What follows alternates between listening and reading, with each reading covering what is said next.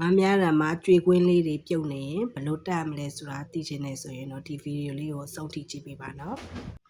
လိုအပ်မဲ့ပစ္စည်းလေးတွေကတော့ခွက်လေးတစ်ခွက်လိုပါမယ် AB ကော်လိုပါမယ် AB ကော်လေးတွေကိုအနှဲငယ်စီစားတူထည့်ပေးပါမယ်လိုတလောက်ပဲထည့်ပါနော်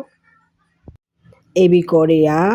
ရောပြီးသွားလို့အနှဲငယ်ကြာသွားပြီဆိုရင်ခဲသွားတတ်လို့လိုတလောက်ပဲသုံးပြုပေးပါနော်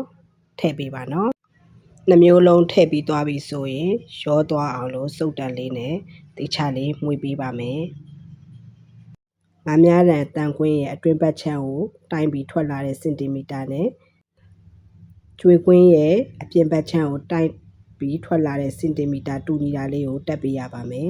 အရင်ဦးဆုံးတန်ခွင်းလေးမှာ AB ကော်ကိုတုပ်ပါမယ်တေချာနန်းနန်းဆက်ဆက်လေးတုပ်ပေးပါပြီးရင်တော့ကျွေခွင်းမှာနန်းနန်းဆက်ဆက်လေးထပ်ပြီးတော့တုပ်ပေးပါမယ်